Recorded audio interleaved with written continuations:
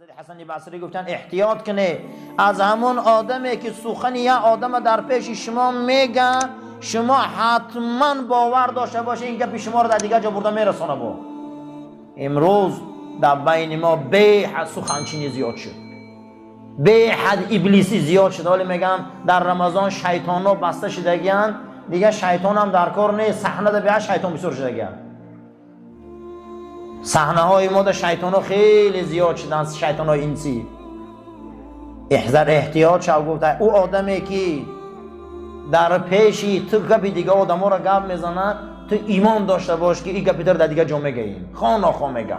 حضرت علی کرم الله وجهه فرمودین که خداوند قدر و قیمت و حقوق بنده هاش از قدر و منزلت خودش 100 درجه در پیش مونده بوده.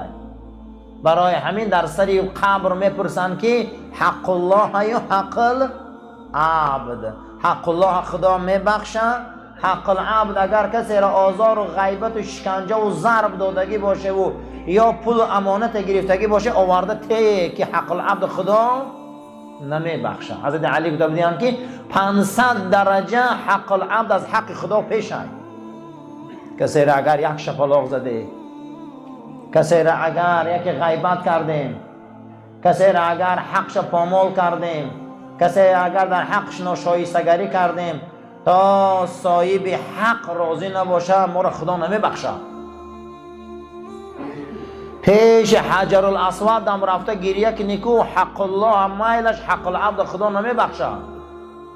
بعض توبه ها همینه که آمده قرضا را میتیبه میبخشد خدا. و خیلی نیزه که اینقدر ظلم استبداد که نیو باشه و گریه کنی منو بخش.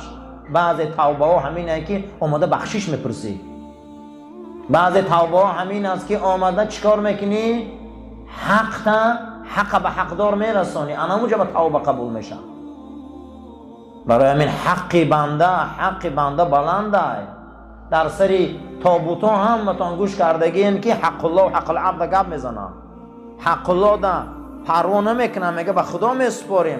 حق العبد جدی میگیرن. حتی رسول اکرم صلی الله علیه و سلم فرمودن که هر کسی یک دیگریش یک شپلاق به سبب میزنه، روز قیامت خداوند نصف زمین در بین شانه هاش میمونه. که چرا تو یک شپلاق میزنی به چی؟ کی تو که به میزنی؟ تو برای چی شپلاق میزدی برا؟ به سبب کسی را یک شپلاق میزنه، روز قیامت خداوند نصف زمین در تخت پوشش میمونده که میتونه بردار نمی زمینه. برای همین بسیار حق العبد وزبینه. یکی ای قدر و منزلت شناسیان همینه. حسن بصری فرمودیم ما من نفقت الا والعبد یحاسب علیها. هر نفقه روز قیامت حساب کتاب داشته که اکجا میوی. الا نفقته علی والدیه و من دونهما. اما اون نان و پولی که در پدر و مادر روی میکردی میدادی را خدا حساب نمیکرده. اینجا اون مردی را دیده قدر منزلتا. همه پول و مالی ما فرد و حساب داشته. کسی پدر و مادرش پول و مال یاردم میکرده، نفقه پدر و مادرش میداده، این را خدا حساب نمیکرده. او نفقته علی اخیه فی الله. کسی برادر مسلمان شه در راه خدا برادرش به خاطر الله شکمش سیر میکرده، این هم خدا نمیپرسیده. و صاحبه فی طاعته. کسی که مسلمانی که در طاعت خدا این هم اگر نان و نمک میداده خدا نمیپرسیده. فانه رویه ان الله سبحانه و تعالی یستحی ان یحاسبه علیها. در یک روایت دیگر آمده بود است که خدا حیا میکرده که کسی پدر و مادرش بانی میکنه، کسی برادری در راه دینش کمک میکنه، کسی به خاطر خدا برادرش افطار میتیه، خدا حیا میکرده که او را حساب کنه روز قیامت. برای همین انا اینه قدر منزله، انا اینه برادری، انا اینه شجاعت، انا اینه اسلام.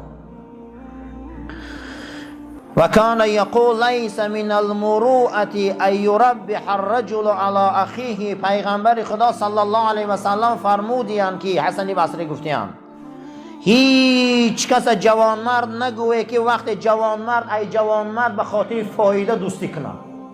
کسی به خاطر فایده دوستی میکرده و شما جوانمرد نگفته رسول اکرم. نخواهی مسلمان جوانمرد مسلمان به خاطر چیزای دنیا شده قدیم مسلمان جوره شود. ما را اشهد ان لا اله الا الله و ان محمد رسول الله دوست کرده گیاد. نه این پول دنیا، نه این مال دنیا، نه این چیز دنیا، نه این خواهر و نه این اپا و نه چیزه. ما را کلمه توحید مسلمان کرده گیاد. ما را کلمه توحید منزلت داده گیاد. ما را کلمه توحید دوست کرده گیاد. کسی که کلمه توحید حرمت نمیکنه، کسی برادری مسلمانش حرمت نمیکنه، قسم بخدا او جوانمرد نیست. این رسول اکرم فرمودیم شما او را مروت جوانمردی ندانه، همون انسانی را که چیکار میکنه به خاطر ریبح فایده برادری مسلمانش خیلی دوست میشود. روز حجت الوداع رسول اکرم صلی الله علیه و سلم آمده بودن رو به روی کعبه. حجت الوداع حج هست که 6 ماه بعد این حج پیغمبر ای دنیا میگذره. این حجت الوداع میگن در اسلام. جناب پیغمبر صلی الله علیه و سلم در حجت الوداع گرد خانه خدا را دور زدند. در همه حج فرضی یکی از دور بلال میبینن که بلال هم احرام بستگی در این گرمی ها، میگه لبای بلال خاک. گرد خانه خدا را میگه طواف کرده است. جناب پیغمبر میبیا بلال آغوش میکنه و نگاه میکنه رو به روی کعبه، نگاه میکنه کعبه را. حدیث ابن عمر روایت میکنه، میگه ای کعبه، ای کعبه، قسم به نام خدا ایتر بلال بزرگای. قسم به نام خدا میگه ای کعبه ایتر بلال بزرگای. ترا بابام ابراهیم امارت کرده اما بلال خدای ابراهیم امارت کرده. امروز بین ما منزلت نموده دیگه. حضرت ابوبکر صدیق 400,000 تنگه طلا در همون زمان اسلام آوردگیش داشته. 400,000 تنگه طلا را علما حساب کردن در این زمان قریب 500,000 دلار میشده است. همون زمان همین پول داشته. تمامی انمون مسلمان هایی که از دست مشرکین عذاب میکشیدن همه را خلاص کرده گرفته بم پول. یک تاش میگم بلال بود. وقتی که ابو جهل آمد گفت که ابو بکر اگر تو گفت چی برای این حبشی سیاه قد بسیار پول میتهی، تم دو تنگت میره خلاص میکردن. گفت اگر قدر منزلت ایمان بلال میدونستی که این دنیای چه پیشین، امروز قدر منزله در بین ما به حد پس شده گرد. قدر منزله در بین خودمون پس شد. از کجا بدین ما رو حرمت کنن؟ ما منزله نمون دیگه. شما هر کسی ای کسی به خاطر فایده جورگی میکنه، دوستی میکنه، قسم به نام خودم بزرگا گفتن که به نانی نام بده از در بیرونش سرش کنه بره و دوستی نکنه. قدی خیلی آدم دوستی نمیشوه. پیشتر مسلمان های خیلی نبودن. میگه در زمان جنگ احد 18 تن ای صحابه زخمی بود.